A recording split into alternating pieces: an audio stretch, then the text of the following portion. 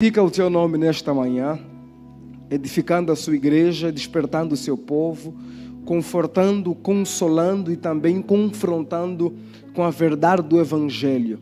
Usa-me nesta manhã, ilumina minha mente, aqueça meu coração e fale a nós como tu queres, em nome de Jesus. Amém e amém. Pode retomar seu assento. Aproveitando o ensejo, como os irmãos estão percebendo, o nosso reverendo não está presente, porque ele está em Brasília, está atendendo um compromisso em Brasília. Creio que ele viajou na quinta-feira, foi atender alguns compromissos de mentoria a uma igreja que ele tem atendido em Brasília e também cumprir seu propósito como evangelista, de pregar o evangelho nos 4 cantos do mundo e aqui então no Brasil, em Brasília. Foi com a pastora e também com a Alana, Amanda e o Isaac, que estão servindo lá a igreja. Está conosco, sempre atento, mandando mensagem, orientando.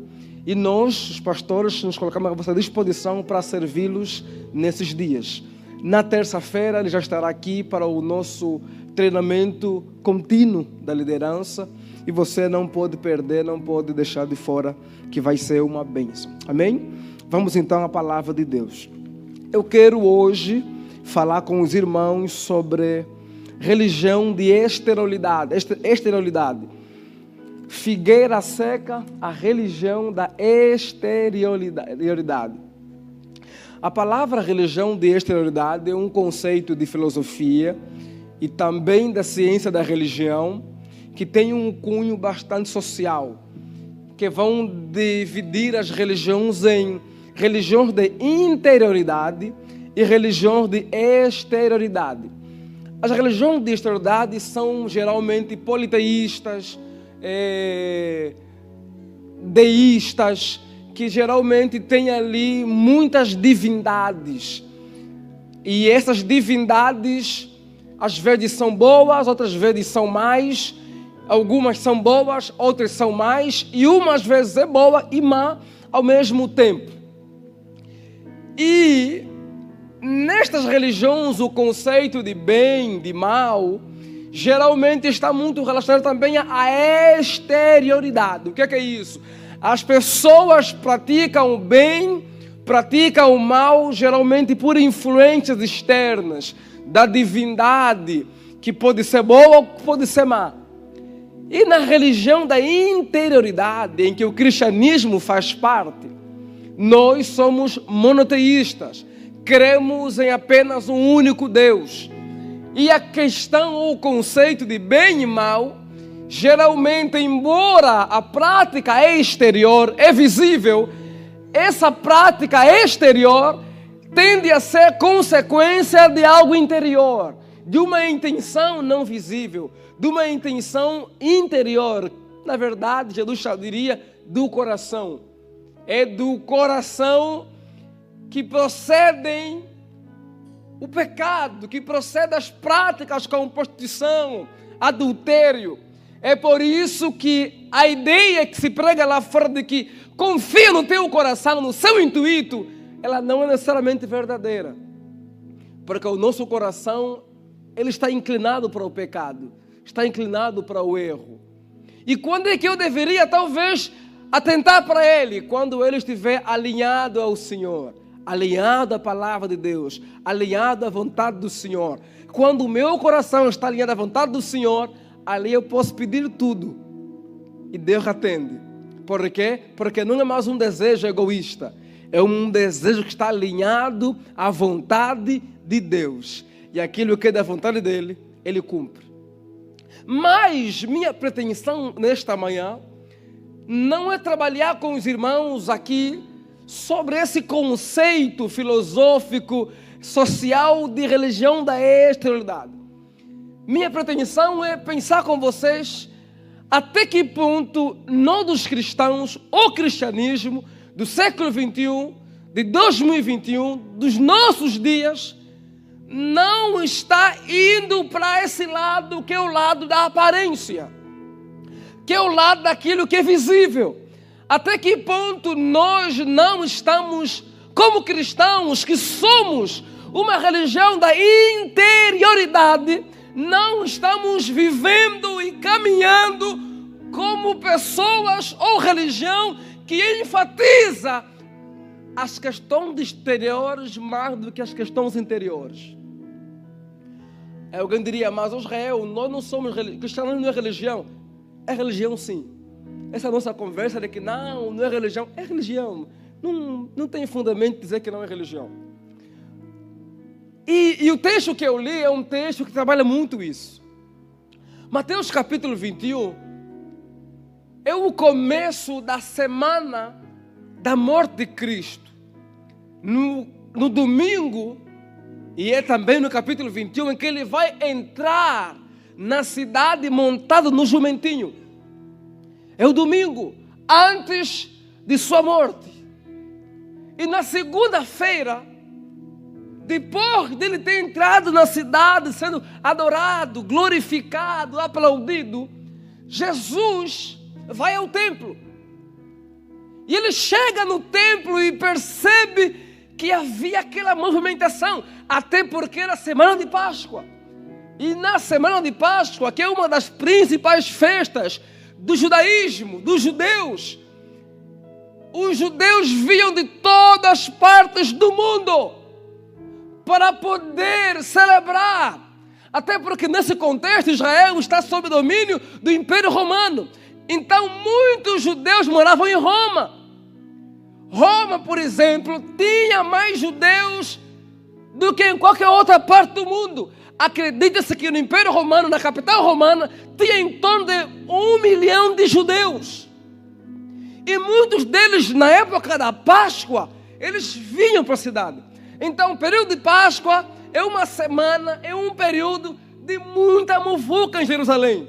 O templo muito movimentado, vendendo animais. Por quê? Porque alguns não tinham condições de criar animais, ovelhas, porque moravam fora da cidade.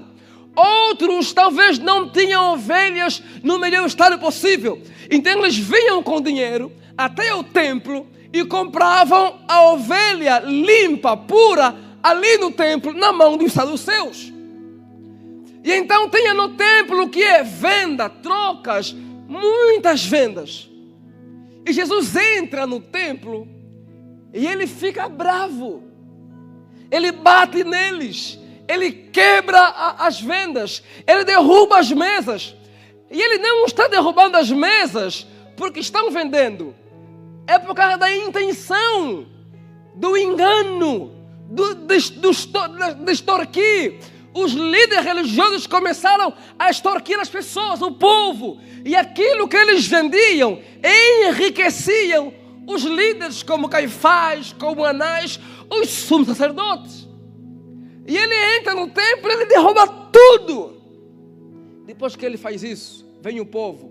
E ele cura o povo, cura os doentes. E depois então, ele vai andando. E ele vê de longe uma figueira. E ele vai, sei lá, eu vou comer. Estou com fome. E quando ele chega perto da figueira, diz a palavra que de longe ela tinha folhas, mas de perto não tinha figo, não tinha fruto. E então Cristo a amaldiçoou. E ela secou naquele momento. E na verdade há uma discussão aqui se de fato secou no momento ou não. Porque quando você lê Marcos 11, Marcos diz que no dia seguinte ela secou. Quer dizer, depois que Cristo amaldiçoa ela, no dia seguinte eles voltam àquele local e os discípulos percebem que a figueira secou. E ficam assustados. Mestre, a figueira secou. O Senhor amaldiçoou e ela secou de fato. E então Cristo fala, olha, se vocês terem fé, você fará mais do que isso. Dirão a esta montanha, move daqui para lá, e ela vai fazer. E muito mais do que isso, se tiverem fé, tudo o que pedirem, Deus vai atender o vosso coração. Esse texto, essa história, esse acontecimento da figueira que foi amaldiçoada, e tudo que ocorre em seu entorno, tem no mínimo duplo propósito. O primeiro é Jesus mostrando aos seus discípulos E na verdade não é o primeiro, é o segundo. Estou falando dele por quê? Porque o primeiro é que eu quero pregar. O segundo, que estou falando como primeiro, é Jesus mostrando para eles: olha, vocês precisam ter fé. Se andarem em fé, se terem fé, grandes coisas podem acontecer. Homens de fé fazem em Deus grandes coisas. Mulheres de fé fazem por Deus grandes coisas. Homens que andam por fé, para a glória dele, farão grandes coisas. Por isso, tenham fé, vivam pela fé, andem em fé, porque pela fé grandes coisas podem ser feitas. Mas onde é que está o segundo ensino, que é o primeiro na verdade? Jesus, com esta figueira amaldiçoada, ele não estava na verdade bravo com a figueira. Por quê? Porque Jesus está na Páscoa, ou então na época da Páscoa. E geralmente, perto da Páscoa, é época de primavera. E na primavera, naquela região, figueiras não dão frutos. Elas têm folha, mas não têm fruto. E Jesus sabia disso. Que era primavera, era Páscoa. Era impossível aquela figueira ter fruto. O mínimo que ela podia ter é folhas e algum outro elemento, mas jamais fruto. E Cristo sabia disso. E a pergunta é: então por que ele amaldiçoou? Então por que parece que ela ficou brava com a figueira, que não tinha culpa? A figueira não tinha culpa de não dar fruto, porque não era época dela gerar fruto, só folhas. Na verdade, os biblistas entendem que Jesus fez isso porque ele quer ensinar verdades para os discípulos e comunicar verdades a todos que lhe rodeavam. Aqui é uma intenção parabólica.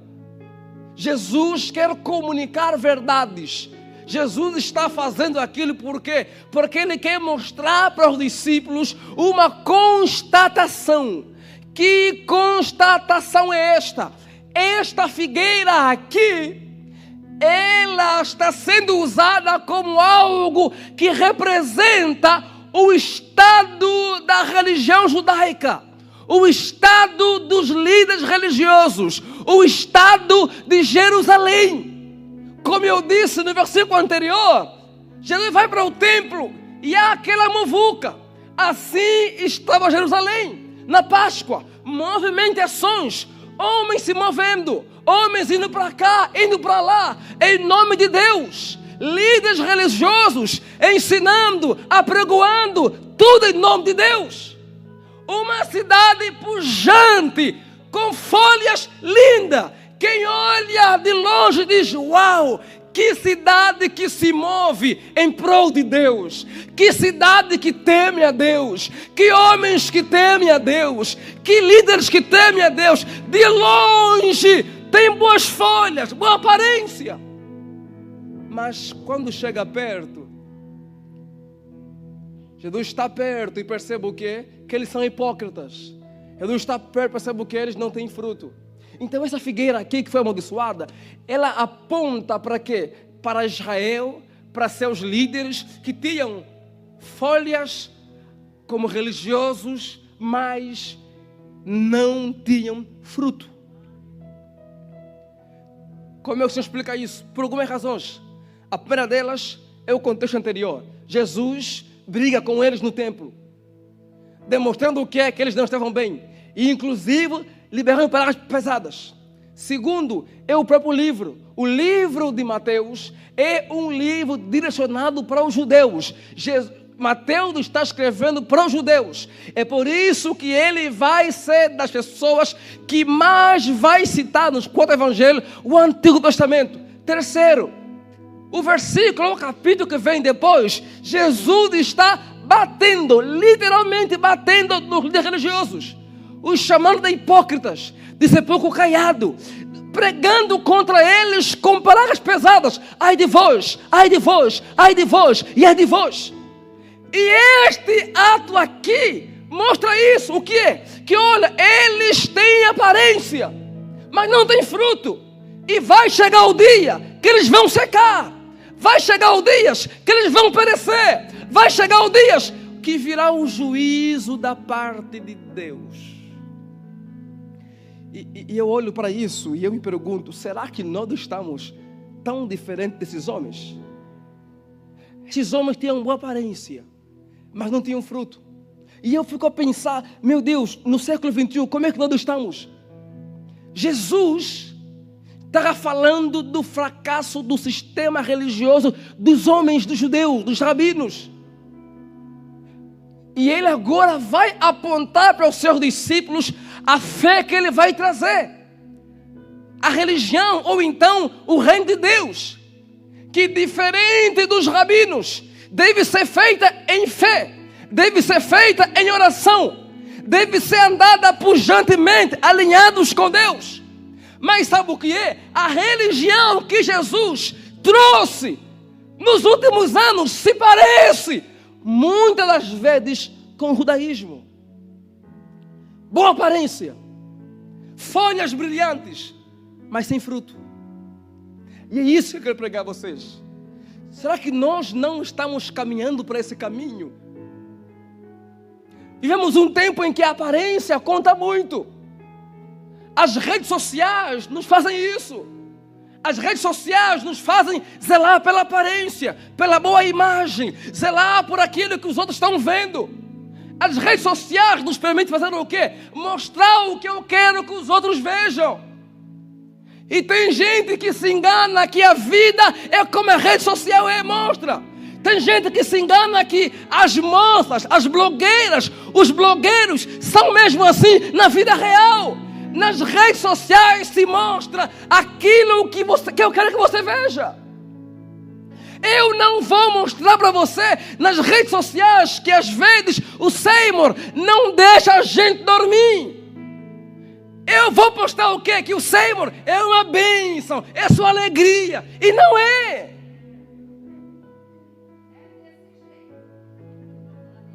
E Jesus está combatendo esse povo que tem aparência, que tem folha e não tem fruto.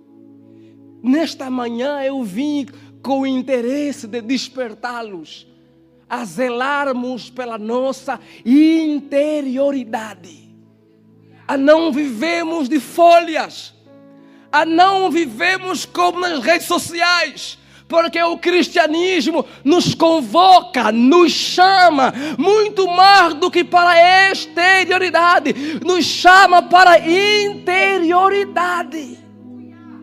Por quê? Porque a figueira seca, a figueira sem fruto, ela aponta para algumas verdades. A primeira delas, sabe qual é?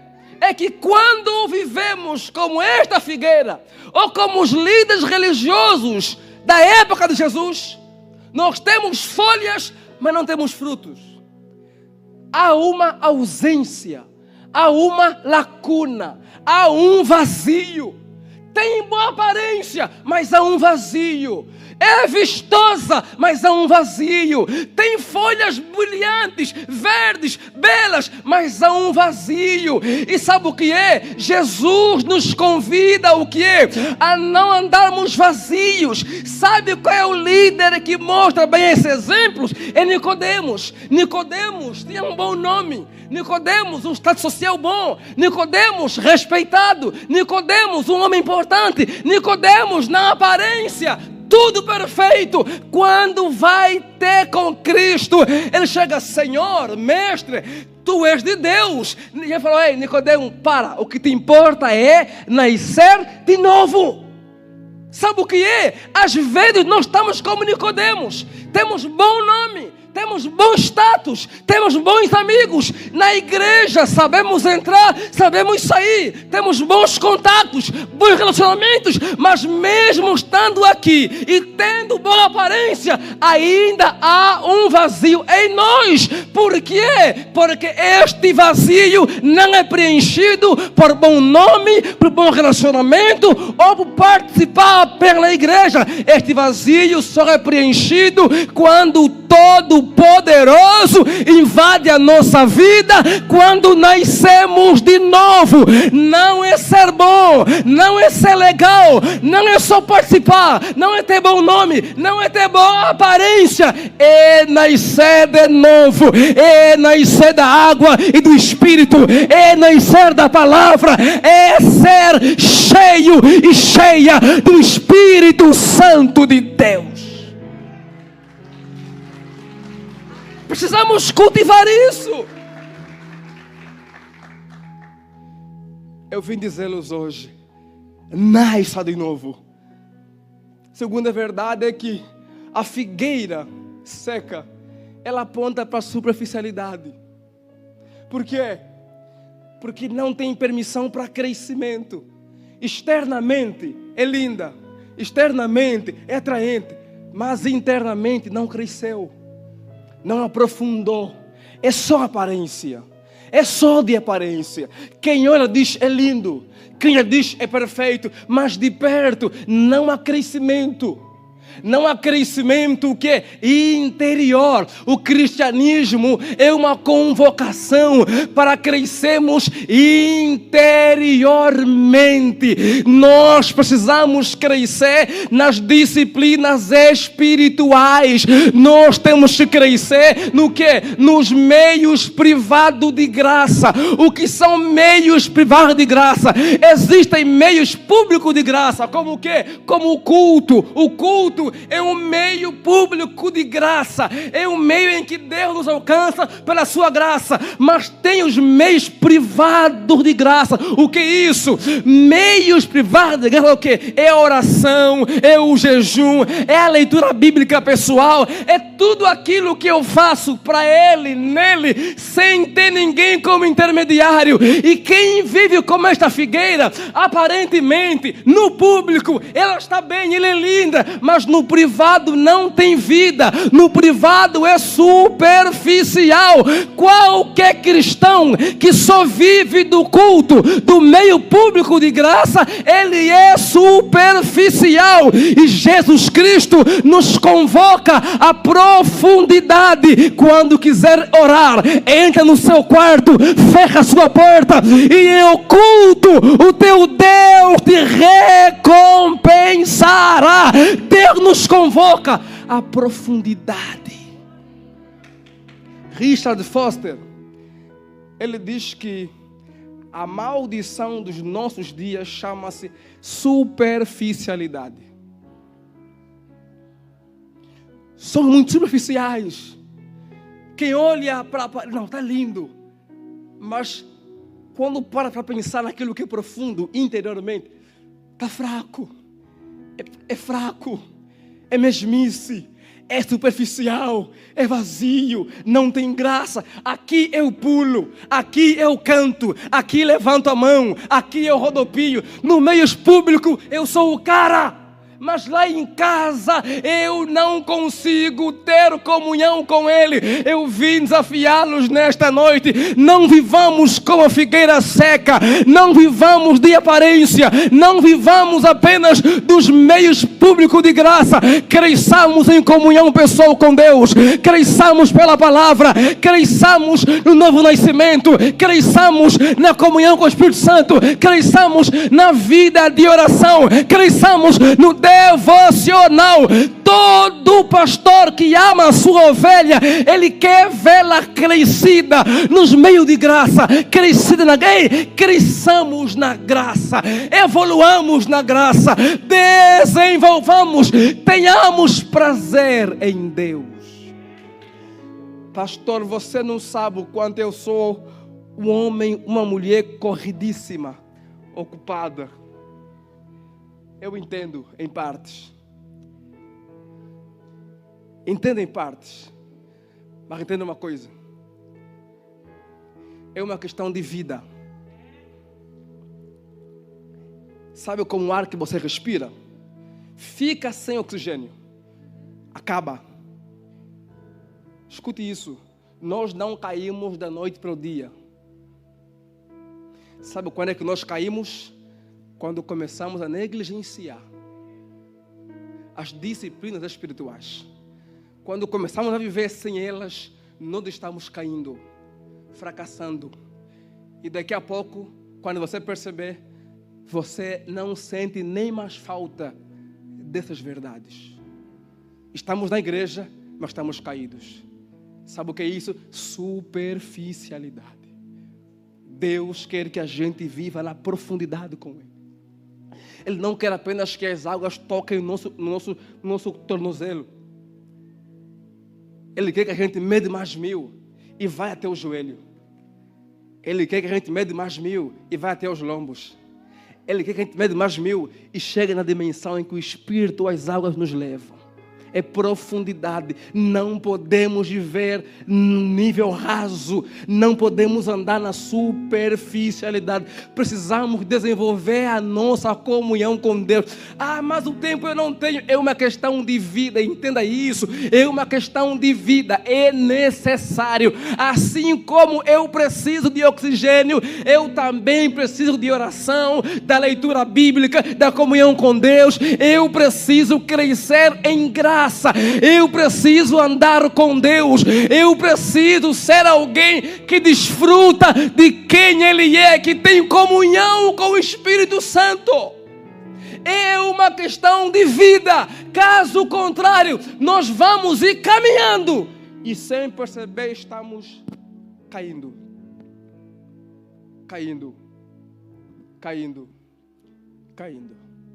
A terceira verdade é que a religião da esterilidade, ela é superficial. Ela é esteril. Não produz. A figueira era linda. A figueira era aparente, uma boa aparência, mas ela não produzia naquele momento. E aquele momento que não dava figo, aponta para o quê? Para os líderes religiosos, que eram esteris, que não davam vida. E era o que aqui? No mínimo 3 pontos. Não produziam, primeiro, frutos dignos de arrependimento. Segundo, não produziam o quê? O fruto do Espírito. E terceiro, não produziam o quê? Não serviam pessoas. Não tocavam pessoas. Se nós focarmos apenas na aparência, nós viveremos com pessoas que não podem gerar, que não dão fruto, que está na igreja, prega na igreja, canta na igreja, dizima na igreja, faz tudo na igreja, mas não produz frutos dignos de arrependimento. Diz o que? Eu sou, eu pertenço, eu vou, é muito mais do que isso. É muito mais do que aquilo que é externo. É aquilo que é interno. Frutos dignos de arrependimento, quebrantamento, humilhação, vidas dobradas, prostradas diante do Senhor. É aquilo que diz o salmista, o que é? Um coração contrito e quebrantado não desprezará, ó Deus. Não é sobre não pecar, não é sobre não errar, é sobre um coração quebrantado, é sobre uma vida rendida, prostrada, humilhada diante dele, que reconhece quando falha, quando não ora, quando não tem prazer nem para orar. Ele diz: Senhor, me ajuda, Senhor, eu não consigo, Senhor, me auxilia, Senhor, eu reconheço que há em mim uma lacuna, um vazio, e não há interesse em me render a Ti. Por isso, ajuda-me, Espírito Santo. Por isso, eu me humilho aos Teus pés. Seu dízimo, sua oferta, sua presença, seu cantar, seu pregar, não atraem a Deus.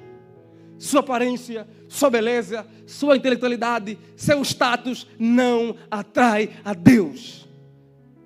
Agora, um coração contrito, um coração quebrantado, um coração que se humilha, alcança a graça da parte do Senhor. O fruto do Espírito. A figueira estéril não produz fruto. O quê? O fruto do Espírito. Paciência, benignidade, temperança, mansidão, perseverança, bondade, paz, amor, alegria. Figueira estéril não produz esses frutos. E nós, como cristãos, devemos crescer no fruto do Espírito. Devemos crescer em paciência, crescer em amor, crescer em benignidade, crescer em alegria, crescer em mansidão, crescer em temperança, crescer no fruto do Espírito. Se nós não crescemos nisso, não teremos vida vitoriosa. Vida vitoriosa não é apenas questões exteriores, com uma casa, um carro.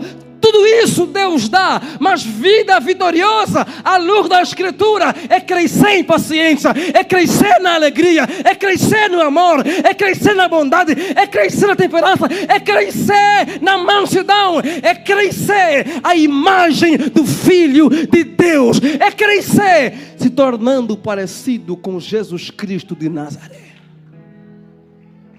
Por isso, cresçamos, não sejamos como esta árvore que era estéril. A quarta verdade é que a religião da aparência, ela é cansativa. Por que cansativa? Porque você vai ser obrigado a viver de aparência.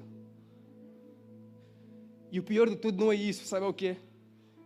É que você faz fazer tudo com tua força. Os judeus, os líderes, oprimiam o povo. E o povo tinha que fazer tudo aquilo. Segundo o quê? A força deles, tinham que fazer. E eu tenho que fazer para manter o status. É por isso que os famosos, alguns se perdem. Por quê? Porque eles mostram algo, um nível de vida, e dão alguma coisa errada, e eles vão ter que fazer o quê? Para manter aquela aparência, eles dão algum jeito. E o jeito às vezes é o quê? É errar, é pecar, é desviar, é se perder. Por quê? Porque tem um status.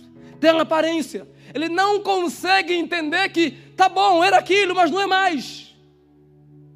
E é cansativo por quê? Porque você caminha, até que ele fica sufocante. E alguns tiram a vida. Por quê? Porque é sufocante.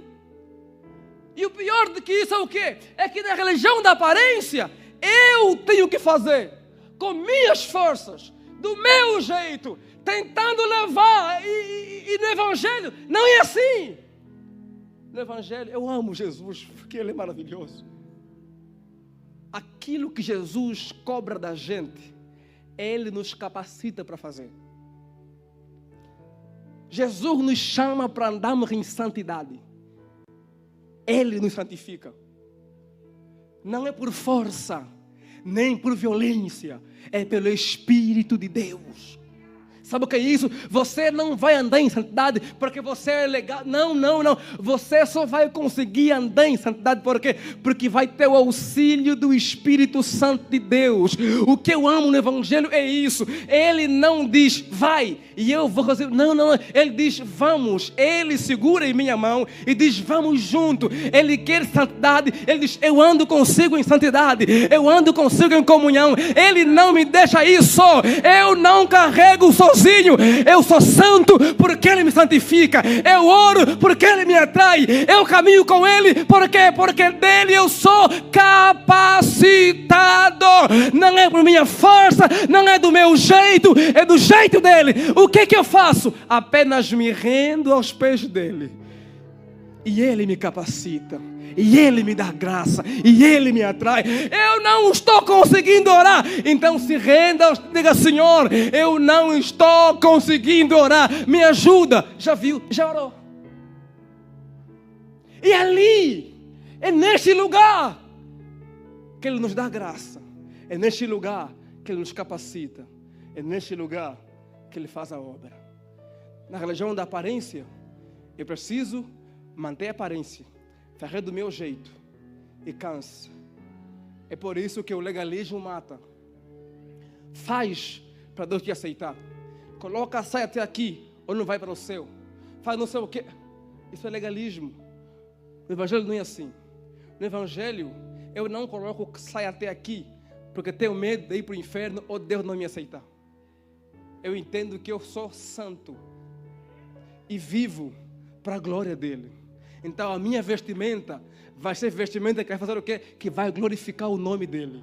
Não é opressão, não é peso, não é pressão, é a graça dele que está sobre mim, e eu sou uma nova pessoa. As coisas velhas já passaram e eis que tudo se fez novo.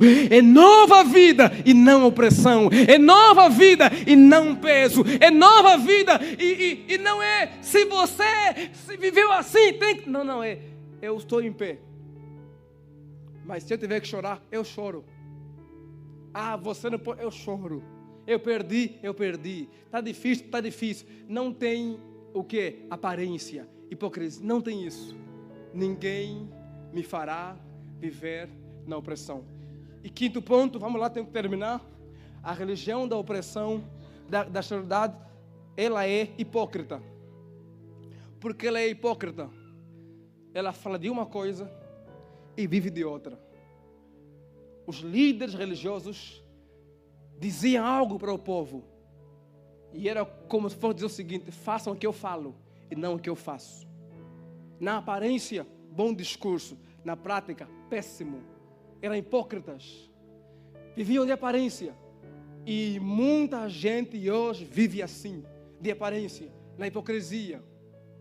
Tudo é sua vitória, tudo é sua alegria. Tudo, e não conseguimos reconhecer nossos fracassos. Erramos como? Na aparência. Jesus chama-o, sabe de quê? De sepulcro caiado. Que por fora era lindo, por fora perfeito, mas internamente apodrecido. Internamente sem graça, internamente sequíssimos. Ei, Jesus não nos chama para a hipocrisia.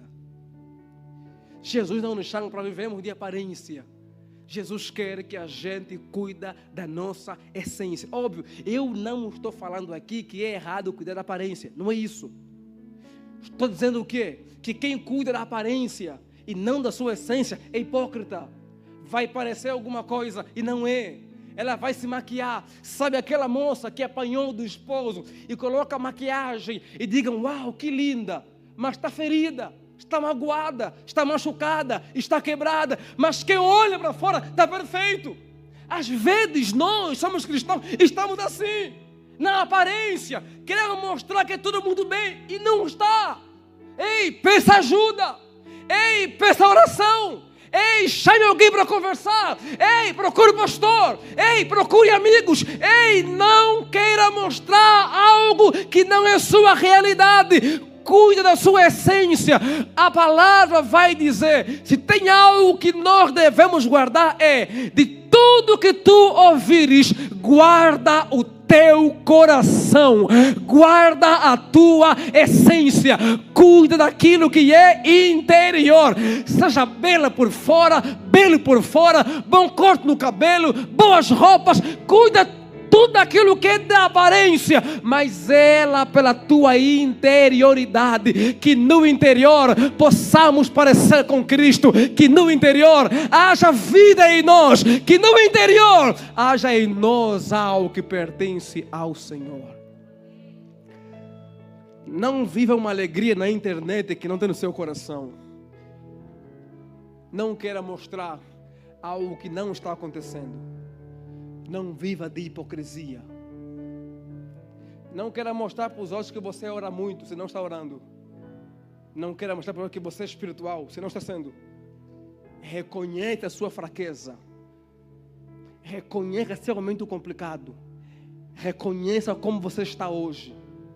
Porque é desse reconhecer que nos lançamos aos pés dele. E nele somos agraciados, capacitados e cresceremos. E terminando mesmo, sabe o que é? Na religião da exterioridade, as pessoas procuram Cristo em nós e não encontram. Jesus procurou na figueira figo e não encontrou. Somos cristãos? Sou. Você é cristão? Eu sou. Quando o seu filho procura Cristo em você, encontra? Seu pai, seu esposo, sua esposa, seu irmão, seu colega, seu empregado, seu patrão. As pessoas, quando procuram Cristo em você, estão encontrando? As pessoas precisam ver o Cristo que falamos em nossa vida. É fundamental que eles olhem para nós e vejam Deus em nós. Tem muita gente que está falando que é cristão, mas o Cristo não está nele. Tem muita gente que diz que é de Cristo, mas quando é procurado Cristo na sua fala, nas suas conversas, nas suas atitudes, não tem Cristo. Sabe o que é isso?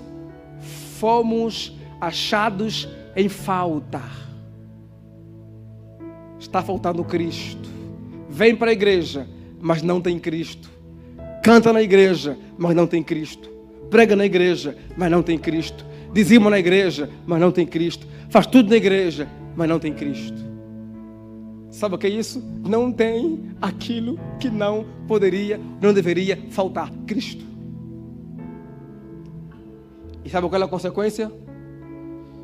Jesus disse: seca. Seca. Toda árvore que não dá fruto, ela vai secar. Todo homem, toda mulher que se diz que é cristão e não tem Cristo nela, infelizmente, no julgamento, vai secar. Vai dizer: seca.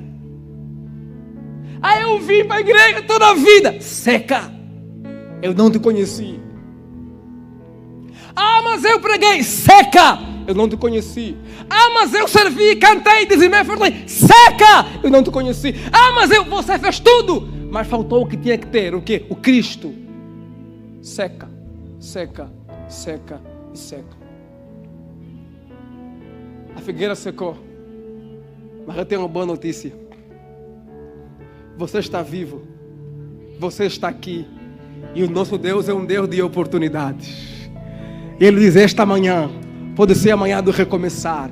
Esta manhã pode ser amanhã de dizer: eu vou recomeçar. Esta manhã pode ser amanhã de dizer: olha, eu vou dar os próximos passos. Esta manhã é dizer: olha, eu reconheço que não tenho fruto, eu reconheço que estou na aparência. A partir de hoje eu me renderei aos pés dele, eu me humilharei, eu vou me quebrantar, eu vou me render, e Cristo será formado em mim, e eu andarei como Ele quer, e eu darei bons frutos.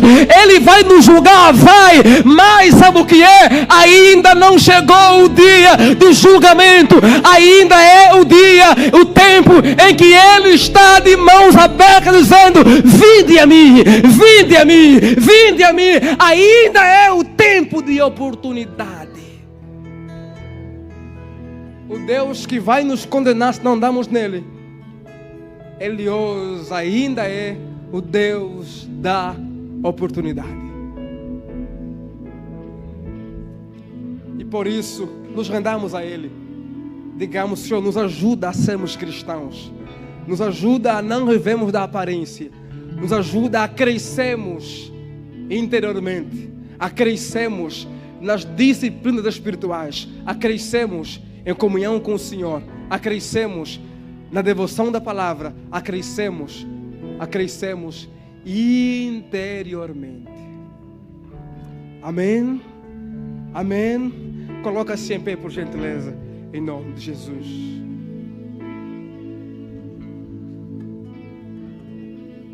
Eis-me aqui, tantas fraquezas, diante da tua grandeza. O que se vê, o coração sente, um corpo responde, minha alma não mente.